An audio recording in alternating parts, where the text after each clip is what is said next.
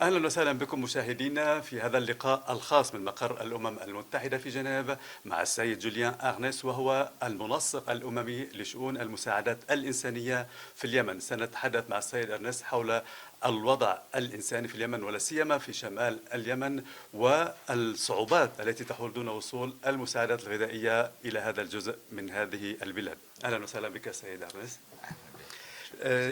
السؤال الأول حول الوضع الإنساني في اليمن وتحديدا في شمال اليمن. كيف يمكن قراءة هذا الوضع اليوم؟ ما هي الصعوبات الموجودة في اليمن من حيث نقص المواد الغذائية؟ De façon générale,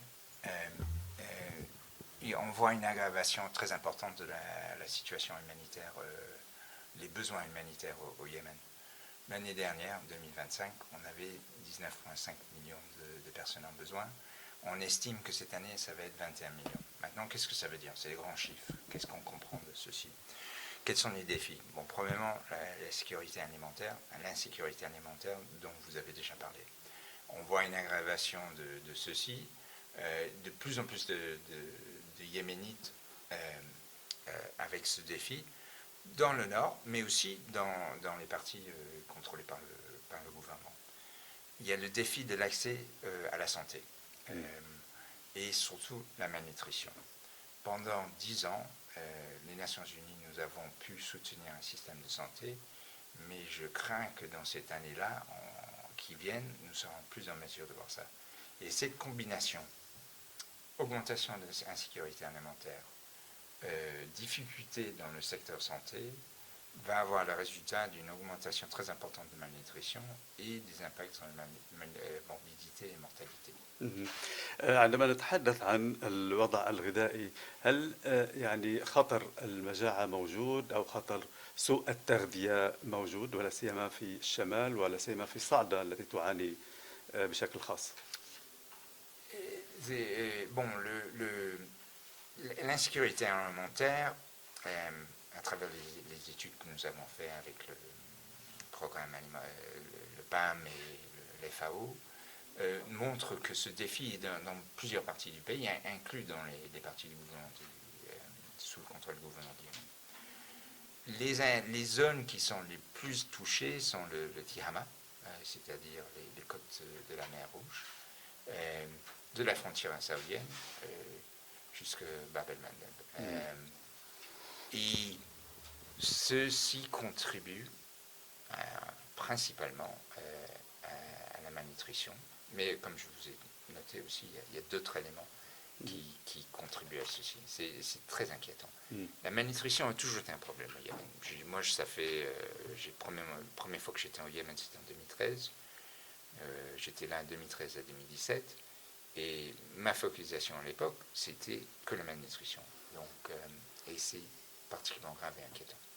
لماذا لا تصل المساعدات إلى اليمن؟ هل هي فقط أزمة مادية، التمويل، الدول المانحة، الوعود التي لا تحترم، أم هناك أسباب أخرى متعلقة ربما باحتجاز عدد من الموظفين التابعين للأمم المتحدة في صنعاء؟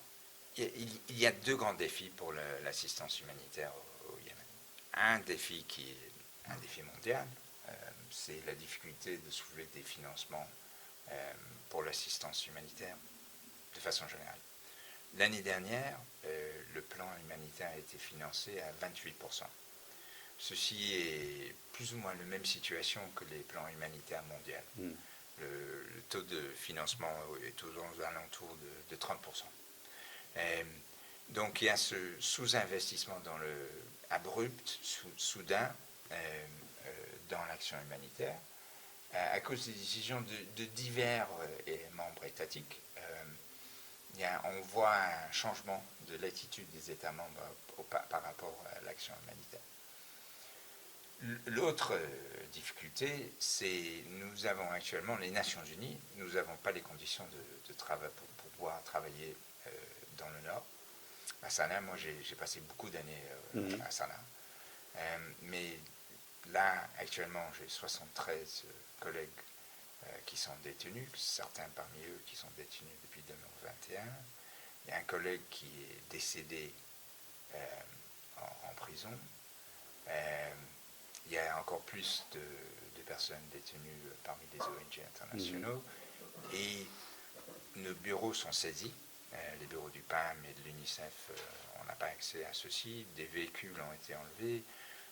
Radio, téléphone, ordinateur, ainsi de suite. Il y a une crainte parmi les autorités par rapport à tous ces outils que nous avons besoin pour faire notre travail, que nous utilisons partout dans le monde, que ce soit à Gaza, que ce soit au sud du Liban, où personnellement, moi j'ai travaillé en 2006. C'est donc le dispositif de sécurité qui est nécessaire pour une agence unitaire d'agir, qui est le même dispositif partout dans le monde, semblerait-il à générer un grand نعم. une crainte لنكون صريحين في هذا الموضوع تحديدا، هل يعني اعتقال مجموعة من موظفي الأمم المتحدة هو شرط، يعني إطلاق سراح هؤلاء هو شرط لإعادة توزيع المساعدات الإنسانية في شمال اليمن؟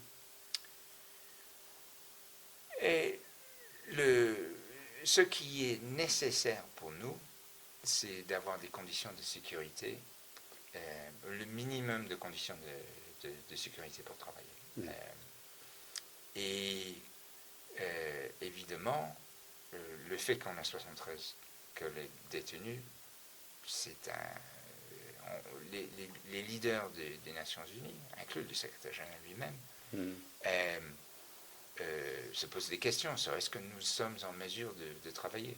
Il y a plus de collègues détenus des Nations Unies au Yémen que dans tous les autres pays du monde.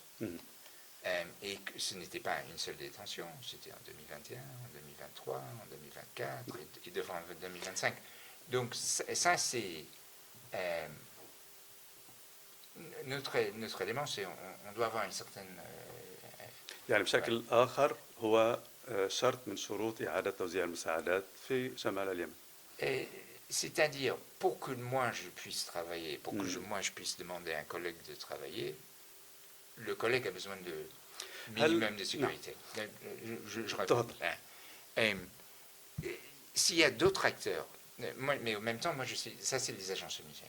Moi je suis le coordinateur humanitaire et je coordonne avec tous les agences, inclus les ONG. Si d'autres acteurs peuvent faire le travail, on est en train de voir ce qu'eux ils peuvent faire, mais ces autres acteurs ne vont jamais avoir les mêmes capacités des Nations Unies. Donc il y a un vrai défi là. كم موظف حتى الآن لا يزالوا موجودين في شمال اليمن، موظف أممي؟ Des Nations Unies. نعم. Bon, عشرات، مئات؟ Non. Ça dépend, parce que bon, on a diverses agences, etc. Mais fin de l'année dernière, on était à 1200. Deux tiers des... الآن كم موظف؟ Non, تقريبا. je dis, à peu près il y a un mois, on était à 1200. يعني et par rapport, dans le pays en total, 1800. يعني أفهم من هذا الرقم أن هناك يعني أكثر من 1000 موظف في اليمن وفي شمال اليمن، هناك 73 موقوفين، بمعنى أن هنا يعني توقيف هؤلاء هو ليس لمواجهة الأمم المتحدة، لأن هناك 1200 آخرين موجودين في اليمن، إنما فقط لهؤلاء الأشخاص. هل هذا صحيح؟ Bon, vous savez, ça veut dire 5% de notre personnel. Ça veut dire tout le monde, tous les collègues ont des amis, des connaissances, des maris qui sont détenus. Donc c'est pas simplement la détention en même, mais c'est la peur que ça génère pour tous les autres, pour toutes les familles. Et dans un contexte comme ça, c'est extrêmement difficile de demander aux collègues de dire non, vous inquiétez pas, tout est bon, on continue à travailler. ما هي التهمة التي توجه لهؤلاء الموظفين من قبل حكومة صنعاء؟ Pardon, répétez. التهمة يعني quelle est l'accusation de la part du gouvernement de Sanaa envers ses employés? Ouais. Donc, il n'est pas clair pour nous. il y a eu des conventions forcées qui ont été mises sur l'Internet. On a regardé ceci. Moi, personnellement, j'ai regardé ces confessions. Et j'ai eu beaucoup de difficultés à comprendre quel exactement était le problème qui était visé. Vous savez, nous opérons au Yémen depuis des décennies. Ansarallah, moi j'étais là la nuit quand Ansarallah a pris Sanaa. J'étais au cœur de la vieille ville. Et on a opéré dans le nord, à Sanaa, pendant 10 ans. Ils nous savent, ils nous connaissent. Tout le matériel que nous avons, tous nos programmes s'étaient mis en accord avec les autorités. التهمة بالنسبة لحكومة صنعاء والسيد عبد الله الحوثي زعيم أنصار الله هي أن هؤلاء متورطون بالتخابر لصالح إسرائيل، التجسس لصالح إسرائيل. Vous avez compris ou... Oui, non, j'ai compris. Bon, vous êtes allé au Yémen? Vous connaissez? Non, jamais. C'est un pays magnifique. Hein. C'est des gens. Je vais le faire. Ouais, Inch'Allah. C'est des gens fabuleux. C'est un pays extraordinaire. Mais c'est aussi un pays qui a très. Ce n'est pas un pays qui a beaucoup de contact avec cette partie du monde dont vous parlez.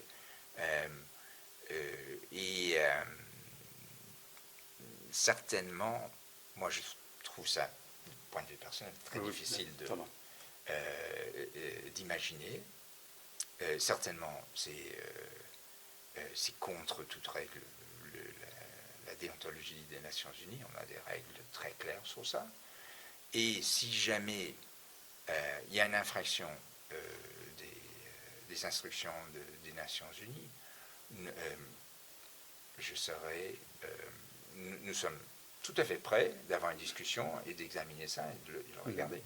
D'ailleurs, dans le passé, c'est ce que j'ai fait avec les autorités à Sanaa. نعم، ولكن يعني حكومة صنعاء تطالب بأن يكون هناك نقاش حول هذا الموضوع مع الأمم المتحدة، وتطالب بأن يكون هناك لجنة لدراسة هذا الملف ودراسته بموازاة ذلك استمرار المساعدات الإنسانية.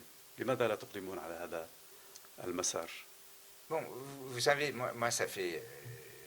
moi, quand je suis revenu à Sanaa il y a 2 ans, et à l'époque, on avait 4 collègues détenus. Et donc, j'ai engagé avec des discussions avec les autorités à Sanaa. Et après ça, il y en avait 12 plus en 2024. Et je pensais qu'on avait un certain progrès, qu'on avait entendu une façon, mais après ça, en janvier 2025, il y avait encore plus de collègues qui ont été détenus. Et encore plus de collègues qui ont été détenus en juillet de 2025 et encore même ces derniers jours-là. Et c'est des quoi? C'est des collègues, c'est des chauffeurs, c'est des collègues qui font du travail qui est essentiel, des bases de notre travail. Donc c'est... dans cette situation d'insécurité, moi je ne peux pas demander aux collègues de travailler.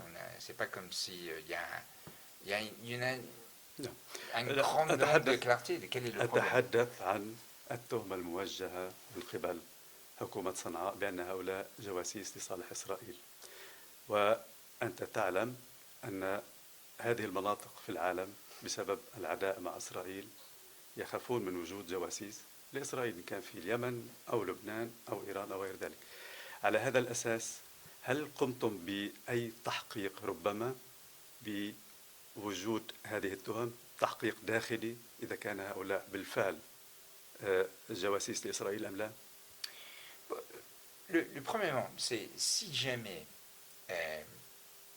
il y a une question auprès des Nations Unies, comme quoi il y a des inquiétudes qu'un certain comportement par un collègue n'est pas conforme avec le statut de fonctionnaire international, la façon que nous traitons ceci, dans tous les pays du monde, c'est que l'autorité vient engager avec les Nations Unies le responsable de l'organisation ou éventuellement moi-même pour dire voilà, on a ce problème-là, on estime avec ces évidences que ceci est le défi. Ce n'est pas du tout ce qui s'est passé au Yémen. Ce qui s'est passé, c'est un matin. هل قمتم بتحقيق داخلي بهذه التهم؟ Est-ce que vous avez fait une enquête interne Mais à propos de ces accusations? Premièrement, moi, j'ai rien décrit venant de l'autorité qui dit voici l'accusation. Cette personne, cette action. Donc, comment voulez-vous que je fasse une investigation?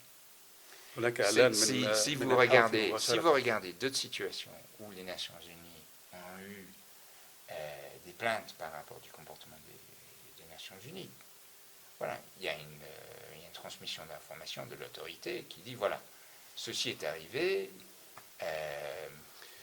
merci de regarder ça. Donc nous on a. سيد أغنس هذا الاتهام جاء من قبل أعلى سلطة في في شمال اليمن هي سيد الحوثي تحدث عن ذلك بصراحة. فهنا السؤال يعني أنتم لديكم علم بهذه الاتهامات، لماذا لم تشكل لجنة أو تجري تحقيقات؟ وهنا أذكر بأنه في غزة إسرائيل اتهمت الأونروا بوجود عناصر من حماس.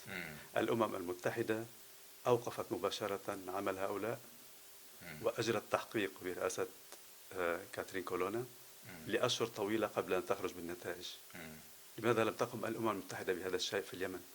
Bon, donc je ne peux pas faire une comparaison avec Gaza parce que je ne connais pas les détails, mais c'est ma compréhension. Il y avait des accusations qui ont été partagées. Et je peux parler plus généralement de mon expérience personnelle en tant que fonctionnaire humanitaire. Moi, j'ai travaillé dans le sud de Liban en 2006. J'étais à Sour, Beit Jbeil, et moi j'ai beaucoup de collègues qui ont travaillé à Gaza. Et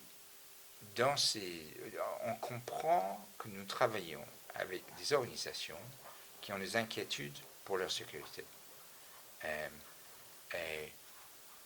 Mais moi, j'ai jamais eu de problème en travaillant dans le sud de Liban. Et les organisations des Nations Unies, nous n'avons pas eu de problème. Et c'est la même chose à Gaza. Avec Hamas, on a pu arriver à une façon de travailler avec eux. Je ne sais pas pourquoi les autorités de Sanaa prennent une façon extrêmement difficile. ربما لم أوضح سؤال بالعربية، أريد أن أسأل مرة ثانية. في إسرائيل كان هناك اتهامات للأونروا بأنهم حماس. في اليمن هناك اتهامات بعض موظفي الأمم المتحدة بأنهم جواسيس لإسرائيل. في الحالة الإسرائيلية مع غزة أجرت الأمم المتحدة تحقيقا. لماذا لا تجري الأمم المتحدة أيضا تحقيق مماثل في اليمن؟ Je vais répéter ma question en français. J'ai bien compris la question, mais c'était ma réponse, c'était que nous n'avons pas présenté des accusations pour dire voilà, ceci est le défi, merci de regarder ceci. C'est ça. Sans une accusation spécifique, que voulez-vous que je fasse? أتت من الحوثي مباشرة. Vous savez, je ne pense pas que c'est une façon de travailler à travers les communiqués de presse. في الحالة الإسرائيلية أيضا لم يعطوا علم للأمم المتحدة، ولكن بكل الحالات نحن اليوم أو أنت الآن على الميادين، ربما تريد توجيه رسالة إلى السلطات في شمال اليمن. ما هي الرسالة؟ هل هناك مبادرة من قبلكم لحل هذه القضية وإعادة المساعدة الإنسانية إلى شمال اليمن؟ Bon, pour moi, le message, c'est quoi? C'est nous, les humanitaires, nous, les agences saoudiennes, on est là pour servir le peuple yéménite. moi, je me réveille tous les matins pour dire qu'est-ce qu'on peut faire pour les servir. Et moi, je regarde la dégradation de la situation dans le Nord, et dans le Yémen de façon générale, mais particulièrement dans le Nord, avec immense inquiétude. Ça va être une année extrêmement difficile. Et nous, on veut servir, mais on a besoin des conditions nécessaires pour faire ceci. On espère qu'ensemble, on va pouvoir régler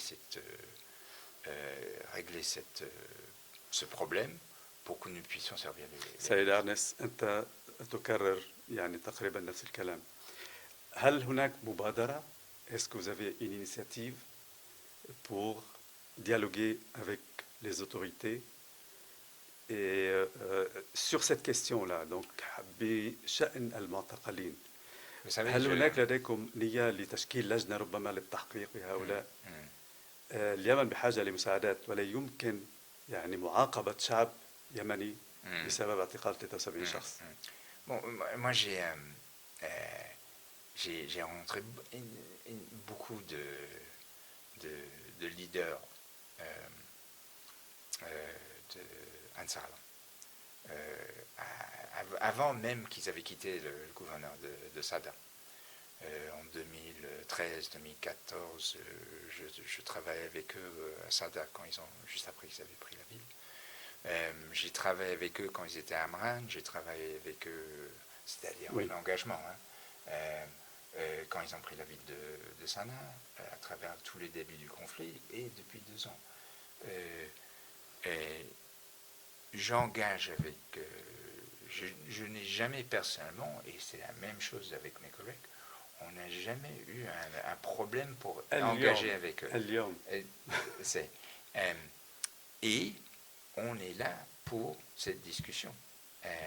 Et on a un collègue qui est désigné pour avoir un échange avec les autorités que sur ce sujet. Donc on est prêt. Mais la discussion que moi j'ai eue à travers ces 2 années passées, malheureusement, ça n'a pas pu aboutir à adresser le problème. السؤال الأخير، هل أنتم على استعداد لإعادة توزيع المساعدات وبغض النظر عن ما يجري بمسألة التحقيقات؟ هل أنتم اليوم تعاقبون الشعب اليمني لأن هناك 73 شخص معتقل؟ Bon, vous savez, l'assistance humanitaire, ça n'arrive pas tout seul. Il y a besoin de collègues qui créent le programme, qui fait la livraison. Il y a des chauffeurs qui emmènent l'assistance en position. Il y a du personnel qui fait des rencontres avec les autorités, avec les ONG locaux. Donc, c'est pas comme si c'est quelque chose qui... C'est pas comme l'Internet. Voilà. On a besoin d'un personnel pour mettre en œuvre ceci. Pour que nous avons ce personnel pour mettre en œuvre, des Nations Unies, pour mettre en œuvre cette assistance, on a besoin des conditions de sécurité. C'est à cause de ça que les deux choses sont reliées. Donc, et maintenant, par contre, il y a des ONG internationaux qui continuent à travailler au Nord. Et je fais un plaidoyer pour la communauté internationale de les soutenir. باختصار شديد، إعادة المساعدات الإنسانية مرتبطة بالإفراج عن الأشخاص 73. Les aides humanitaires arriveront de nouveau une fois les employés sont relâchés. Non, peut-être je me suis mal exprimé pour mieux comprendre. Moi, je suis responsable pour l'assistance humanitaire, coordonner l'assistance humanitaire, que ce soit à travers les ONG ou que ce soit à travers les agences onisiennes. Donc, nous regardons qui peut agir actuellement dans les conditions. Parce qu'évidemment, moi je ne veux pas voir un enfant du Yémen mourir. Donc, vu que actuellement, aujourd'hui, nous n'avons pas les conditions pour les agences onisiennes de travailler à Sanaa, à notre grand regret, il y a quand même d'autres acteurs qui travaillent. Et donc, ce que j'essaye de faire, c'est d'assurer que ces autres acteurs ont plus d'outils pour augmenter la réponse. Mais ma crainte, évidemment, c'est que ces acteurs ne vont pas avoir nécessairement toutes les capacités des Nations Unies. Donc, c'est notre espoir de trouver une façon d'agir. Voilà, c'est ça. Espérons que tout va se résoudre bientôt et vous allez de nouveau distribuer les aides humanitaires parce que le peuple yéménite, il a vraiment besoin. Merci beaucoup, Monsieur جوليان. Merci beaucoup. شكرا جزيلا مشاهدينا الكرام لمتابعة هذا اللقاء مع السيد جوليان أغنيس وهو منسق الأمم المتحدة للشؤون الإنسانية في اليمن.